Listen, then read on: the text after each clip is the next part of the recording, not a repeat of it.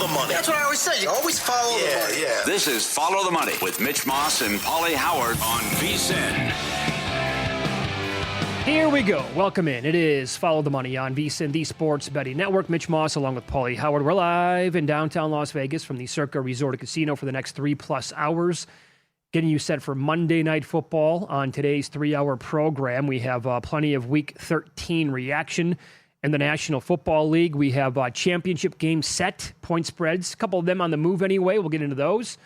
The entire Lane Kiffin mess, which we'll try to unpack a little bit throughout the contest or the show today. We have Nick Whalen on the program in 30 minutes, Warren Sharp in 90, and an entry by the name of Love My Baxter, who in 2020 won Circa Survivor, and this year was part of the team that took down Circa Grandissimo. Pretty good. Pretty good. How was the Thanksgiving weekend, Paulie? Good, not bad. Yeah, felt good. Good football. Couldn't pick a winner in college, and it wasn't the best slate of games yesterday, but not bad. Yourself? I feel like there's at least one weekend every single football season where it kind of breaks you, and I felt like this one was that for me. Yeah. Because of exiting with Baltimore on Thanksgiving night. And then, the dream was right there for us, right? And then that didn't happen, and it's devastating because of how much time you put into a contest like that. Mm-hmm. And then because the slate, as you just said, until the Sunday night game, the overall, other than the Rams and the Panthers, the game stunk yesterday for the most part. Late games, yes. The late games, oh my God. Although it was the Viking game was like a car crash. You can't look away. You're driving past. It's like, I'm going to slow down. What is this? 160 yards and the worst interception in NFL history with the pick six, what Brosmer did. Yep. But then you're looking at maybe you're going to get bounced again as Herbert breaks his hand. And you got Trey Lance in there for all the marbles. At that point, I actually I sent the message out. I'm like, I'm turning the game off. Yeah, right. I said, I hope that we're still in it so we can talk about it either later on tonight or tomorrow. Oh, man. Good news was they're going to gash him on the ground, and the Raiders can't tackle, and it's still Geno Smith. But that got a little hairy where it's 7-0. They couldn't punch it in. At 4th and 1, they got stopped. The interception, he still comes back in the game. And then somehow they get the win and cover. And what happened with the sequence to go up 17 as well. So I got to tell you, yep. I really tip my cap to the people at the very top of Circa Millions and how they've been just phenomenal this year, better than ever, pretty much with the percentages. This is an exceedingly difficult football season to figure out a lot of these teams. Like, what you're going to get with the Raiders. The Titans, again, did it yesterday. Yep. But that Panthers game is a perfect example. Yep. So that team has a negative point differential. They're 7-6, and yet they have the 2 double-digit outright wins this year in the NFL. Only team to do that once, and they did it twice. Yep. And Stafford played like old Stafford. Where'd that come from? The tip pass interception in the end zone, the pick six was horrendous. They got whatever they wanted going up and down the field, and they lose the game. Bryce Young didn't do anything. 200 yards again. Again, 10 of the 12 games, he's thrown under 210 yards. The blown coverage on McMillan. But the pick six, the turnovers, the fumble, and you got to respect your opponent. And I know a couple Rams players said that after the game, that this is a wake-up call. But this team, to have a winning record, and all 7 wins are as underdogs, it's incredible. Like, are they going to make the playoffs as a dog every single week? Right, are they going to win that division? Right? They've already gone over the win total. I still think Tampa's going to win the division, but it wouldn't be outrageous to suggest that they could still beat Tampa, or Tampa stubs their toe, and this team that's an underdog in every single game. Remember, when they were favored, they lost to the Saints, which is hilarious. Right. That they're going to pull this off, and they're a below-average team. Well, I would say, to me, I'll buy anything at this point. If you told me the Panthers are going to win that division and then all of a sudden, be a player in the playoffs, okay. As dumb as that sounds, you can't really rule that out because they, again, have outright wins over Green Bay and over the Rams yesterday. And Matthew Stafford, when he threw that first touchdown to Devontae Adams yesterday, that was 28 straight touchdowns with no INTs. That set a record. You're right. So, and then after that, 2 straight INTs. One of them was a pick six. Mm-hmm. Like that against Carolina. Well, that's the thing, though. The 2 losses, or the 2 wins that you're talking about, the Rams and the Packers were atrocious. So it's kind of like the Steelers, who stink. If their opponent turns it over 4 or 5 times, then they're probably going to win. But if you play clean feet football, don't beat yourselves and don't do anything stupid, then these are below average teams and they're going to be at home in January. Yeah. But if you're going to get these turnovers and gifts like that, then maybe they sneak in there and they're plus 330 at DraftKings to make the playoffs. That really opens it up now. The Rams, it's a bad loss, and now that game at Seattle on that Thursday night is going to be for everything. It means everything at that point. Yeah, they had a stranglehold on the 1 seed, basically. Gave it all back. And now the Bears are sitting there as currently the number 1 seed in the NFC. No, we'll never see this again. The Bears are the 1 seed. At FanDuel, they're the 7th choice to win the NFC and the 14th best Super Bowl odds. Yeah, and they're like 5.5 or 6-point dogs this week. Yes. I would actually love to see Chicago win this week.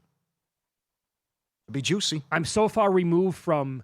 Did you get Ben Johnson tickets? Oh, I have him. He's down to 3-1. I got him at 30. Yeah, I don't know why Shanahan's not getting any credit. He's 22-1. But I'm with you on the Ben Johnson thing. I tell you, the Liam Cohen team is going to be... Not Liam Cohen, sorry about that. Dave Canales. Well, there's a lot of guys. Paul? If they win that division and win 10 games, he's not going to have an unbelievable case? There's a lot of guys. Cowboys keep winning. Eagles keep losing, Chicago keeps winning. But then again, it's going to be hard to overcome Vrabel if they win 14 games. And I think Steichen, bye-bye now. That's the other thing. Well, and you pointed that out weeks ago. This is real, that the Colts can miss the playoffs. Their best number now was obviously, and that's long gone. They're down to like 2-1 or maybe a little bit more than that to miss now. Mm-hmm. And they have obviously a very difficult schedule coming up. And who do you trust overall? We can put the NFC on the back burner for a second here, but in the AFC, again, we saw last night with Denver. They tried to give the game away. Washington played a good game, but they did. Denver plays down to their competition, and Bo Nix is just he's gonna screw up at some point. I don't know where he's throwing that ball on the interception, but that was a fantastic game. But shame on the Broncos again. Yeah, I know. Had no idea what he was doing with that. Yep. And so overall, his final stat line looks pretty good, but that INT was egregious. And that defense gave up 400-plus yards to Marcus Mariota, and I get it. They had some guys back last night. McLaurin was fine and dandy. But, I mean, is it going to be the team that we're watching tonight? Is it going to turn out to be Buffalo as a team that we trust the most in the AFC? No way. I just don't know who that team is. Mm-hmm. It's certainly not the Chargers with their injuries. It's nobody coming out of the North. Is it potentially, dare I say, the Houston Texans? If Stroud does not miss any more time. I think I'm there. And him getting hurt in the the Denver game was huge because they were going to win that game. They were. And now we got 2 playoff games this week. The Thursday night game's a loser leaves town match, and pretty much the same thing in the Sunday night game. Houston can still lose and get in, but Kansas City's cooked if they lose. But you're right, with that defense, and I don't know if they have to make a quarterback change or what, but it's a whole different ballgame when this guy can't run. Sure. So we pointed out yesterday on the best pregame show that's out there, we do every Sunday, he can't move. He's compromised. He ran 1 time for 1 yard. And so all this... It's part of his game. Yeah, I mean, if he can't move and you're going against this ferocious pass rush, good luck. Then I can sell out to stop the run. It's a completely different team now. And it's now Jacksonville a couple times and San Francisco and how difficult their schedule is. So Houston plays them Week 18 as well. So with that defense, and now that you have the weapons in a running game, if they're clean, and that was a misleading score, they should have won comfortably. That is a team that can go to the Super Bowl. Absolutely. Remember what they did to Herbert and the Chargers last year in the playoffs. They followed it up by going to Arrowhead, and they were the better team that day. They outgained KC significantly, and they gave them the game. Mm-hmm. Otherwise, they were going to go to the AFC title game. And I was big time on Houston last year to win the AFC. I don't have anything on them this year. Yeah. And they might turn out to be it. I'm surprised you're positive with the Bills. No, I just don't know who else in the AFC, I guess. That was all Pittsburgh. All Pittsburgh. And it was a great job by the fans to boo, leave early, and chant fire Tomlin. Yeah. Because it's enough already. Yep. I mean, that is the most rushing yards they've allowed at home since 1975. Rodgers, this is on the coaching staff too. Rodgers, after the game, saying it'd be nice if guys could show up to meetings and we could get on the same page because they don't know. I'm checking at the line of scrimmage and they don't know what I'm doing. That's exactly right. And then TJ Watt says, I can't believe they're running the same play over and over and over and we can't stop it. What an indictment on the coaching staff and what transpired in that horrible performance. And Buffalo gashing him and getting whatever they wanted on the ground. That was misleading. And if Monken doesn't run Henry 30 times Sunday, they should fire him. Because Pittsburgh has no answers for a rushing attack, and it's a horrendous defense, and that is all on Tomlin as well, that Aaron Rodgers cannot move. He's an old man. That turnover, everything's got to be fast, quick, and get it out, or they're cooked. The last 12 times he's been blitzed, he's 1 of 12 for 5 yards. Now, they just might as well put Rudolph in. Sure. Is it my imagination, or when Joey Bosa smacked the daylights out of him on that sack, and he got all bloody as a result. Is it my imagination, or for the most part, did the Pittsburgh Steelers teammates around Rodgers ignore him right there? Oh, not pick him up? I didn't see that. I did not. I couldn't get a clean replay, but it looked like there was one, maybe two offensive linemen in the area, and it's not exactly like they rushed over to pick him up and say, hey, pal, how you doing? Okay. I didn't notice that, but okay. I'll go along with you with that. But that's either way. Baltimore doesn't run away with this division now. Come on. They were a $3 favorite before this week. They're minus 250 now. Well, they lost. It did move 50 cents, but they should sweep them. Maybe it's the Bengals that come out of nowhere. And that's 10-1. We threw that around Friday.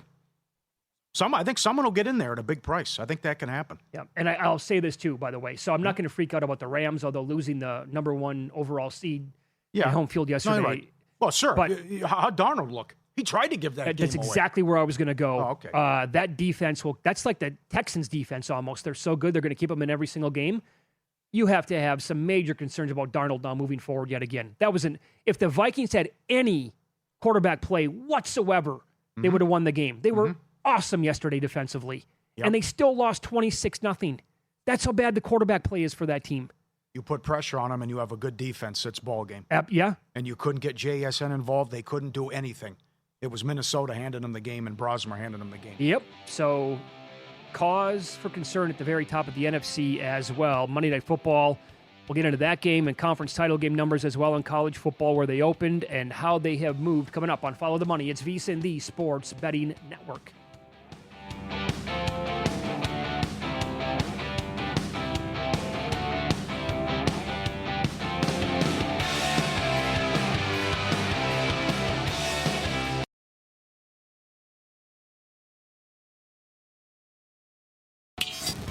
This is Follow the Money on VSiN.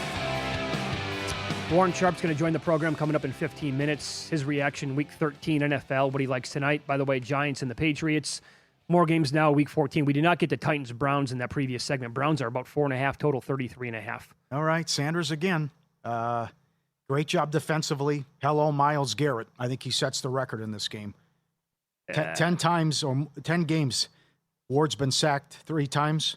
Most sacked quarterback in the league. They've lost 11 in a row at home. They can't score. Hello, Garrett. And horrible job by Stefanski. That's a close game. 4th and 1 at his own 33. He runs the tush-push with Fannin. Never fumbled it. Never had a chance. Nope. Ball game. That was it. All she wrote. 33 the total. Yeah. Well, I mean, how about it? Just pure and simple here. Titans team total under. Yep. What do you think? Yeah. Like Good approach. Maybe. How about Cam Ward gets pulled in this game? How about DeMarcado does the right thing? They're going to go 0-17. Yeah. This team is there awful. You go. And McCoy needs to go, too. No improvement. Dolphins at the Jets. Miami's 2.5, 41.5 here. Jets are showing fight. They are?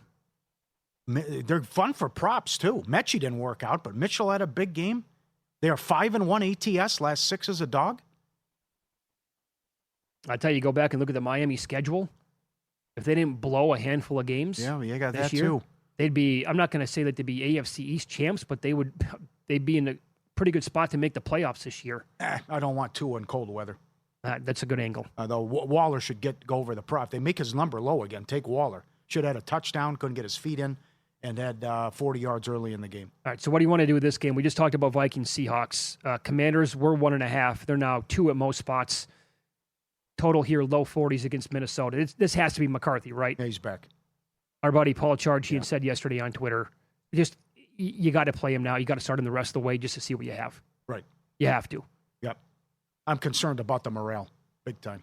Yeah, you have to be. Now, they let Adam Thielen go. He wanted to play. He couldn't even get on the field. Other than Hawkinson, they can't get anything going. Jefferson, non-factor. Addison, you see this stuff on the bench. And I think it's Daniels. But if it's not, you got to be fine with Washington. And since Dan Quinn has taken over defensive play calling duties, they've improved. And they lose back-to-back overtime games. So Mariota's been in there and playing well in the last couple of games. Yeah, I think that I'm okay here with Mariota. Well, if it's Daniels, come on. Yeah, I know. You're right, because, again, the Minnesota defense was so good yesterday. If they had any sort of quarterback play, they win that game yesterday. Darnold was not going to beat that team, and yet they lost 26-0. At some point, Paul, what you just said, the defense will lose their minds to the point of like the bickering, and we can't wait to get the season over with. And you could be looking at maybe football's different than basketball, but maybe like a 1-2-3 Cancun situation here. Yeah. Broncos are 7.5 out here in Las Vegas against the Raiders. Total is 40.5. They've taken some money at some spots. They're up to 8. And Raiders were in this game when they played a couple Thursdays ago in Denver. Yeah, that's the only concern I have. Again, the Broncos play down to their competition. Mm-hmm. But plenty of Bronco fans will be out here. No home field, and not much changed. Horrible offensive line, can't protect Geno, can't run the ball. All they have is Bowers. And the defense is bad. The missed tackles yesterday, unbelievable, in how they gashed them on the ground. So I think Denver can have a comfortable win here. And what you said too yesterday, that the Chip Kelly stuff just gets worse. And now he could get the Kentucky job. Did you see that? No, I did not. Is that really so? Something What did you say yesterday? He was mixing up Yes. the play call. He also was calling stuff that they didn't practice and wasn't in the game plan, and Geno Smith had no idea. Right. Oh, this is bad for Chip Kelly. And now he might. I didn't see that report. Honestly, There's a report he could get the Kentucky job. I don't know if it's going to happen, but his name was thrown out there after getting fired by the Raiders. At this point in his career, how many people want to go and play for him? Everyone in the building hated him too. I know. Jesus. Bizarre. Okay. How about this respect here, or the lack thereof for Chicago now? You've been saying this for 2 weeks. They were respect. They were catching 5.5 at Green Bay, up to 6.5. Yep. Again, the 1 seed, 7th best odds to win the NFC, 14th to win the Super Bowl. Ben Johnson keeps doing it. And what happens if they win this game? I mean, you keep doubting him, like in the luck factor, I know. But the running game was so good against Philly. And he had a great line about we're winning in spite of our passing game, not because of it. Mm-hmm. He's right. Imagine if they can get the passing attack going. But he's down to 3-1 coach of the year. Damn right they can win this game when we know Green Bay, when they're laying more than 4, how bad they've been ATS. Right. I'm going to tease Green Bay. This is going to be not an emotional hedge, but a hedge against my Ben Johnson coach of the year ticket. I'm teasing Green Bay down this week for sure, or playing them on the money line parlay, hoping I actually lose the bet. Yeah, huge game. Yep. Rams are 7.5 at the Cardinals. Total 48.5. Rams off of, again, I don't know what that was yesterday. Right down the field whenever they wanted to. Yep. That was bad Stafford. It happened. Yeah. He's human. He gave the game away. Could have done a better job defensively, too. I think they blow him out. Yeah, and so Arizona's lost 9 of 10 and can't stop anything. I think this is maybe a team total over here for the Rams. They bounce back. He's owned, McVay's owned Arizona, too. Kicking ass and taking names here. Yep. I'll tell you what happens with the MVP odds if Drake May, absolutely balls out tonight? Not much. Oh, I beg to differ. Really? I don't think much. I would watch. What you need the Rams Seattle game. That'll probably decide everything.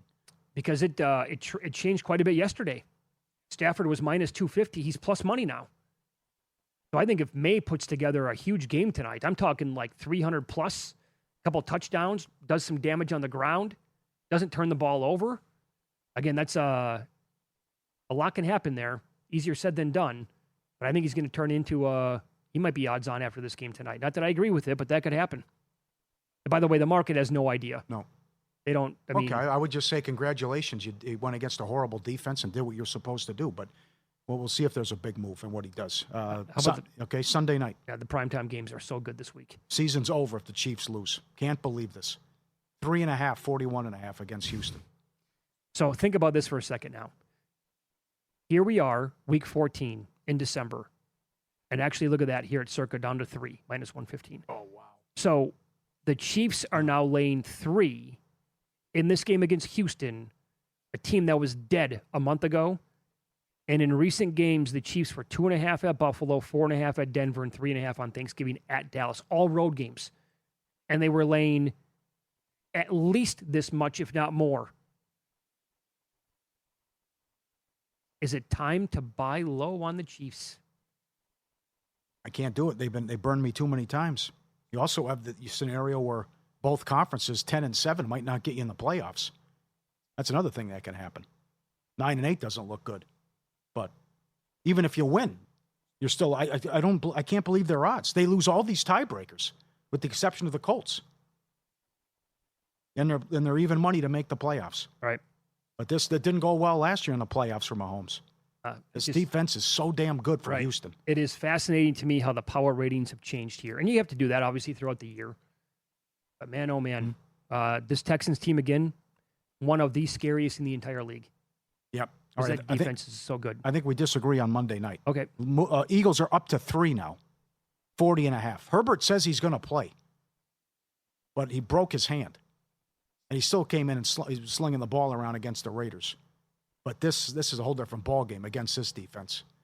But the Chargers, you can beat them out through the air, and they can't protect them. And I keep saying this, but if they can't get right here on offense, it's just not going to happen.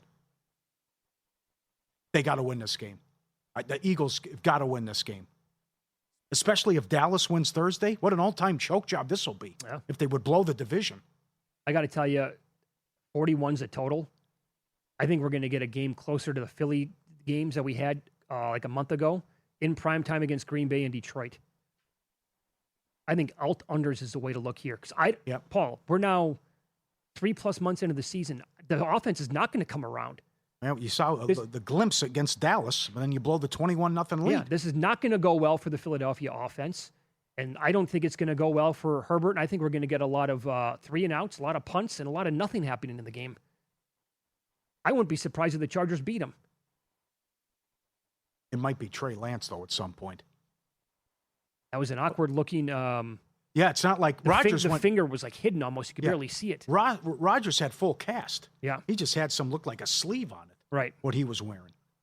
Well, if it's Trey Lance, and obviously that changes everything. I just, no chance I would like him to win the game, obviously. VSiN Pro subscribers have exclusive access to our AI player prop projections, powered by OptAI, the trusted data source, applying elite soccer analytics in the UK, quarterbacks, wide receivers, running backs, all compared directly to DraftKings lines to help you find value. Access it all with a VSiN Pro subscription, vsin.com/subscribe. Get it now. They're awesome. Everything's up there. Piece of cake, easy to use. All right, more reaction to Week 13 coming up next. Warren Sharp's going to join the program. He joins us every single Monday at 5:30 Eastern, 2:30 Pacific time.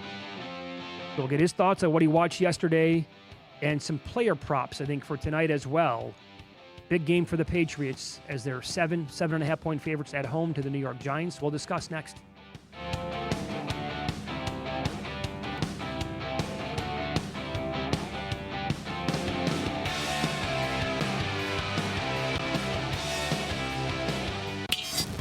This is Follow the Money on VSiN. All right, more reaction to Week 13 in the NFL and a look at tonight's Monday night matchup as the Patriots are 7.5 point favorites over the Giants. We head out now to the Progressive guest line. Warren Sharp joins the program. His website is sharp.football, on X at sharpfootball. Warren, good afternoon. Pleasure, as always. We were just talking about the Chiefs in this next weekend's game. Sunday Night Football. They're 3.5 against the Texans, and I was pointing out in recent games, funny to look at this now with the movement in the power ratings, they were 2.5 at Buffalo, 4.5 at Denver, 3.5 at Dallas. They lost all those games, and now back to a 3.5 point favorite against a team that we thought was dead about a month ago. So overall, what are you watching here with the Chiefs and their biggest problems in general? Some of their biggest problems, I just think it's partly aggressiveness from a game plan perspective and partly aggressiveness inside of the red zone. And we could touch on both of those real quick, but I do think it was funny. I just wrote this quote down from Andy Reid. He said to a reporter earlier today when asked, why do you think you guys can go 5-0 to make the postseason? You might need to win all 5 of these games. Andy Reid was very confident, and he says, we're going to try to tickle your tonsils on every play of every game. Now, I'll just say this. They haven't really been tickling our tonsils so far, especially over the last 5 weeks. They played 4 games. They've only won 1 of those games. And it's not because they can't necessarily drive the ball into the red zone. It's their play calling and execution down inside of the red zone. They have taken, over those last 5 weeks where they've gone 1-3, they have taken 40% of possessions into the red zone. That's the 4th best mark of any team in the league. But they're converting just 44% of those red zone trips into touchdowns. That ranks 25th in the NFL. They're converting 1 out of every 2 trips inside the 10-yard line into a touchdown. That ranks 23rd in the NFL. So this is a team, in their first 8 games, they were converting 71% of their red zone trips into touchdowns, which was 4th best. Now that percentage is all the way down to 44%. They have to get more aggressive with their play calls and try to score on earlier downs so that if their 3rd down or 4th down performance isn't perfect, they don't miss out on scoring a touchdown. This is one of the things that this team was excellent with, which we knew was going to regress from last season, where they were absurdly great on 3rd downs last year.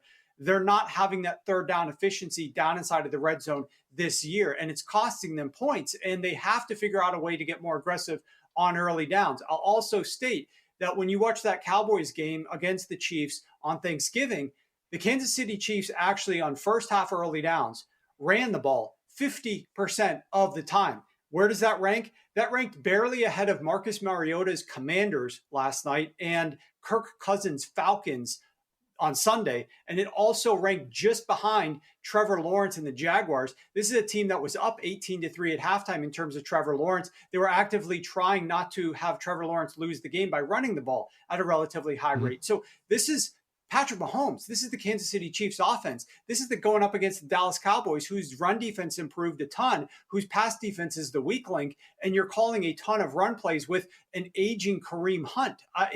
I don't understand what Andy Reid's doing from a play calling perspective, but if they're going to try to reel this off starting Sunday night, as you mentioned, against the Texans this upcoming week, they have to get more aggressive earlier on in games from a play calling perspective, and especially down inside of the red zone from an execution perspective, specifically on early downs. Very good. We had a fun discussion before you came on about what's going to happen tonight with Jackson Dart rushing. He's all the way down to 28.5. And I still think it's who he is, and he's going to take off and run, but just slide or, get out of bounds and don't take that extra hit. What do you think happens tonight? Yeah, look, I mean, this is in his DNA, Yes. and they've talked about the fact that at some point, this has to be Jackson's start decision. Does he want to have a career? If he does, he needs to figure out a way to get down. But I can tell you this, taking a quarterback who is accustomed to getting out of the pocket and moving with the football and either moving to pass or moving to scramble, and then trying to tell him, nope, you can't do that, just stand in the pocket and throw the football, is probably a recipe for disaster. So I don't necessarily think that we're going to see that type of game plan from Mike Kafka, who is, at this point in time, coaching for his future. He's trying to call great plays here to try to perform well against these teams down the stretch so that either the New York Giants or another team will look to hire him. Don't forget that Mike Kafka, when he was with Andy Reid, was one of the hot button coaches, was one of the coaches to, look out for in terms of getting a head coaching position. It never worked out for him. So he left Andy Reid's nest to go work with Brian Daboll in hopes that that could help propel him. And here he is, getting that opportunity down the end of the season. A prop that I'm looking at in this game, though, is if Jackson Dart is looking to get rid of the ball, in some cases quicker, he might be looking to get rid of the ball underneath to Tyrone Tracy, who has recorded 50-plus receiving yards in each of his last 2 games. Albeit those came with Jameis Winston at quarterback. Now they're going to try to get those receiving yards from Jackson Dart. But I still think that there is the upside and the potential for him to have success in doing that. And if you look at his receiving yardage prop, it's hovering right around, I want to say between 18.5 and 20.5, depends where you shop. You can look for his longest reception between 10.5 and 11.5. And most of the times when he's gaining those bigger ladders that I tend to go to on some of these receiving backs, it's because of a longer reception. So I'm looking at that to get started with some of the receiving output for him. But I absolutely think that there's an opportunity here. The New England Patriots are allowing 5.4 catches per game to opposing running backs. That's 3rd most in the NFL. The New England Patriots are allowing a ton of success for those running backs through the air and some efficiency on the upside from a passing perspective. And as a result, I think that there's some upside here. You're a 7-point underdog on the road. You may not have as much success running the football. You may need to lean into the pass. And here's an outlet where the New England Patriots, much more stout against the run, much weaker against the pass for running backs, and that you should be looking to target your running backs. Now, the question always becomes, which running back is going to be the beneficiary? Is it going to be Devin Singletary, or is it going to be Tyrone Tracy? Devin Singletary didn't have a single catch last week. Tyrone Tracy was used a little bit more in that role. Don't forget that Devin Singletary followed Brian Daboll from Buffalo. Brian Daboll absolutely adores, they calls him Motor, Devin Singletary. But Tyrone Tracy might be more Mike Kafka's speed. And let's go over in Tyrone Tracy's receiving yardage as well as his longest in this game. Very good. Warren Sharp, our guest. Follow him on X at Sharp Football, and he is on the progressive guest line. I'm looking at the Carolina Panthers right now in the standings. They're 7-6. The Buccaneers are 7-5, a half a game up on them in the NFC South. However, Carolina has a negative 50-point differential. This can't be sustainable, is it? No, well, speaking of it, you're exactly right. And talk about the way that they won that game against the Rams. If they did not have the efficiency on 3rd and 4th downs from an EPA perspective, they would not have won that game. This team gained 19.8 EPA on just 3rd and 4th downs. 19, almost 20 expected points just on 3rd and 4th downs. Obviously, that was the difference in this game. That was this not only the most of any team this past week, it was the second most of any team over the entire season in a particular game, was what the Carolina Panthers did. They threw 2 passing touchdowns on 4th down. Look, it's fun to see Bryce Young turn himself around and look like a more functional, respectable quarterback. And so that's great. I mean, I definitely was one of the guys that was writing Bryce Young off. And so if he can actually turn into something and perform well, then that's better for the NFL. It's good to have good quarterbacks in the NFL. So I would be all for that. But that type of performance on 4th down, I would credit Bryce Young from an execution perspective, but also that coaching staff and their decisions to call those plays. And we've always seen Bryce Young, if you recall, when he started last year and he started this year, just wasn't the same type of quarterback. But when it was, hey, let your hair out, we have nothing left to lose, that's when Bryce Young is playing at his best. And so some of those 4th downs where it's like, hey, if we lose this game, but just go out there and try to fit the ball in on 4th down, we're calling a pass play. Like when you have nothing left to lose, that's when Bryce Young seems to be playing at his best. And if the team can try to figure out more opportunities, put him in that position, then it's better for the Carolina Panthers upside. That NFC South division, though, certainly not really a respected division at this moment. It's fun to see Bucky Irving back, though, and watching him get more worked in to yesterday's game. He was definitely a big part of their victory over the Arizona Cardinals, and I'm hoping to see him regain that confidence down the stretch and play really well as well. Yep, same here. Warren, awesome stuff as always. Enjoy the game tonight. We appreciate it. Good luck, guys. There you go. Again, his website is sharp.football as well. By the way, here you go. Good tweet from Doug Clausen. The Panthers are 2-0 as a 10-plus point dog this season, winning at Green Bay and against the Rams. The rest of the league is 0-14. Their 7 upset wins are tied for the most by any team through 13 games since 1970. And that was the 2016 Buccaneers. I can't believe it. Well, the second most EPA gained in a game on 3rd and 4th downs yesterday against the Rams of all teams. And then what Stafford did. Oh, man. I know. 3 bad turnovers. The good, the bad, and the ugly from the weekend coming up next. This sport has always had a love-hate feel to it, and the love is eroding faster and faster by the day.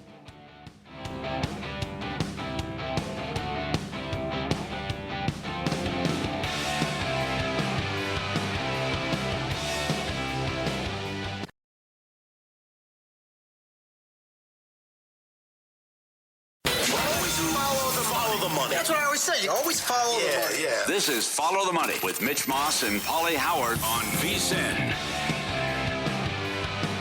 Busy hour on tap. We'll hit Monday Night Football. We have updated division numbers in the National Football League. Yes, no playoff odds as well. Our best bets coming up at the end of the show as well.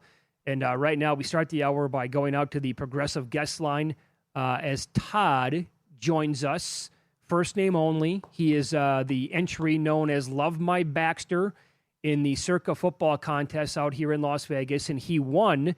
You won it, the first year? Todd, first of all, good afternoon, pal. You were in studio with us a year or so ago. We appreciate you coming on again here. So to set the scene here, you won the original year, and you had multiple entries, did you not? What's up, guys? Thanks for having me. Yeah, I was on a few months ago. It felt like a year ago because the NFL season is crazy right now. but I did come on a few days before NFL season. I won 2 entries the first year. 35 of us split.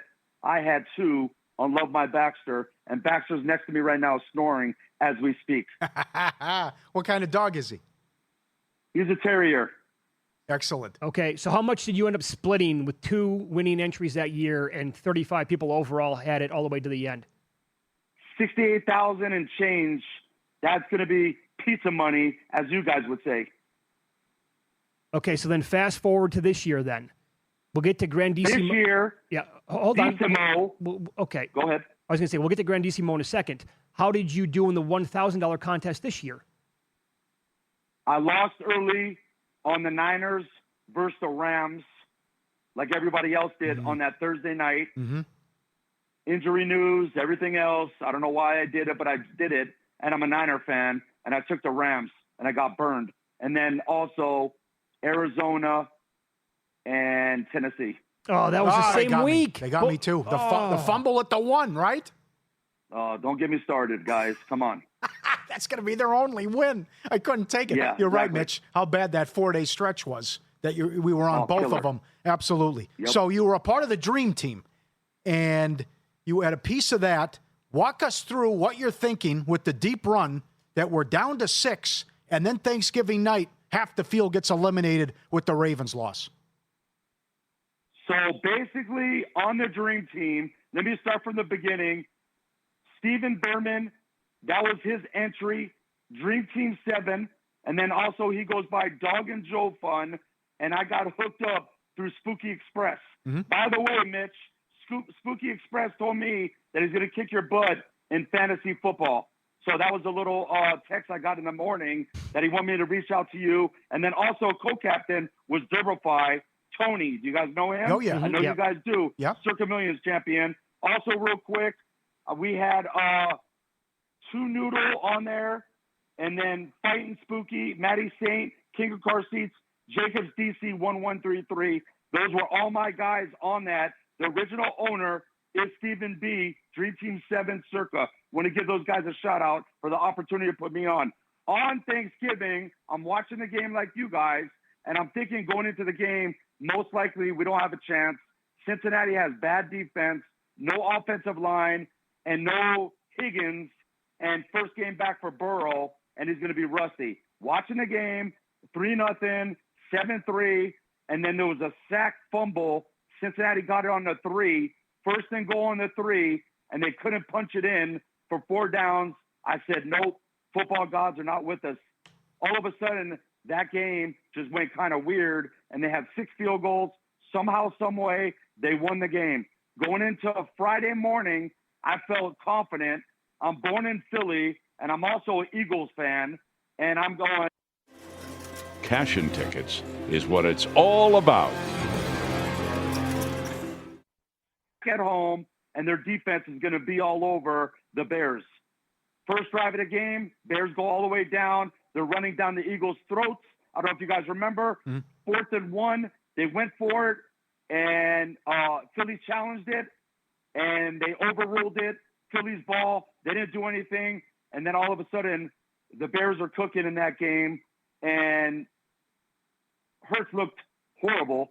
He threw a bad pass to Smith behind him. If he threw it to him, Smith walks in, same play, Goddard is open down the middle of the field. Long story short, that was a weird game. What was it, 10-3 halftime, and you just knew it was going to be a weird game.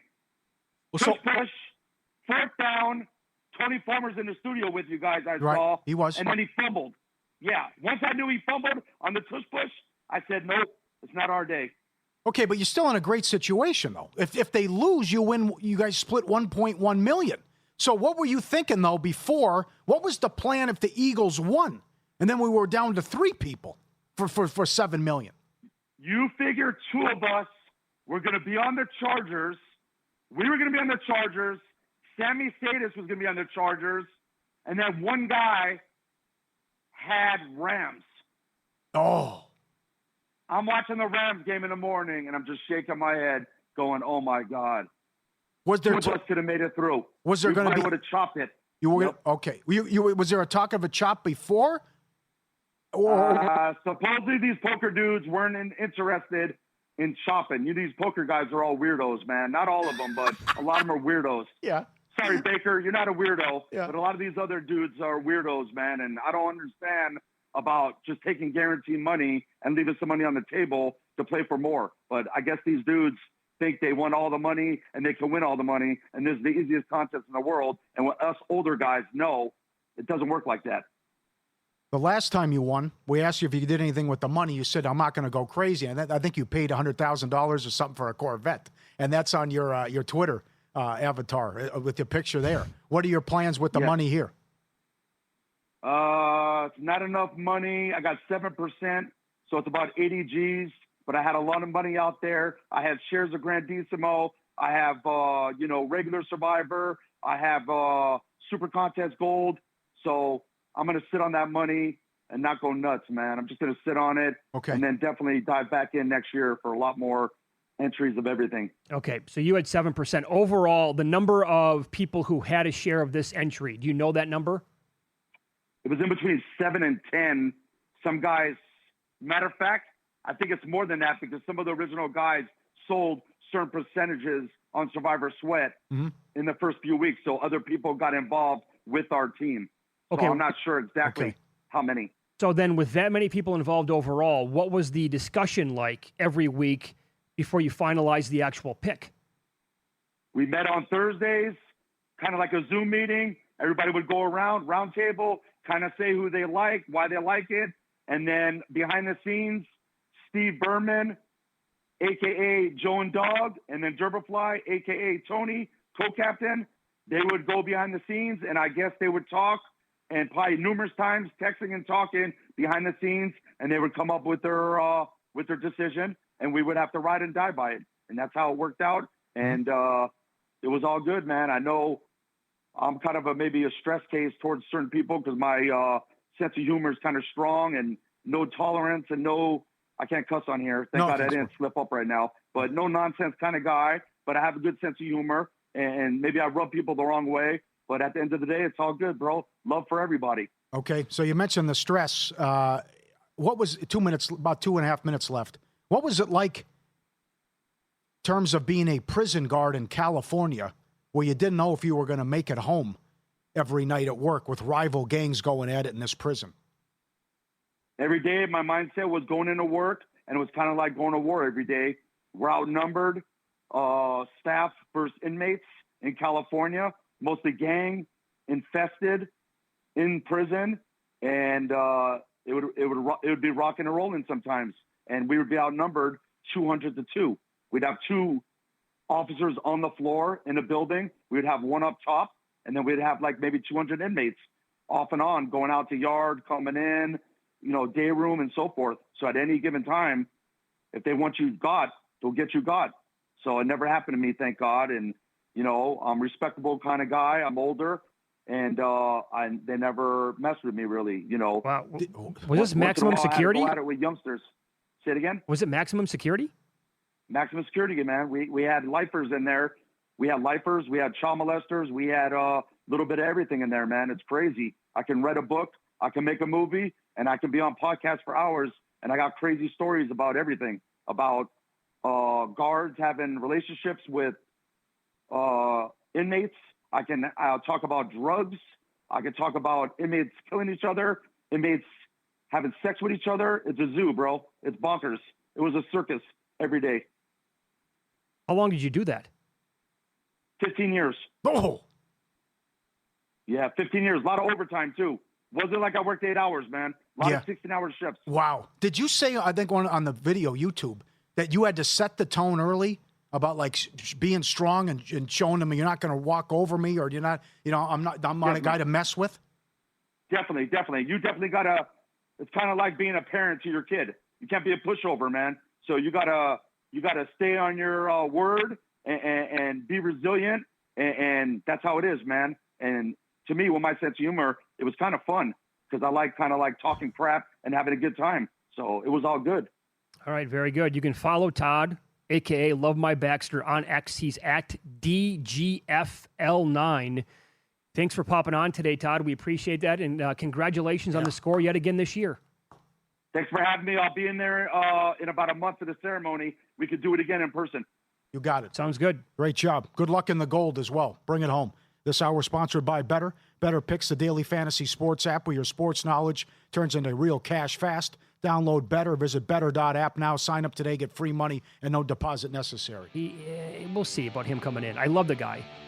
He's very close to saying something that he should not, like 5 times every time, right? You know what I'm saying?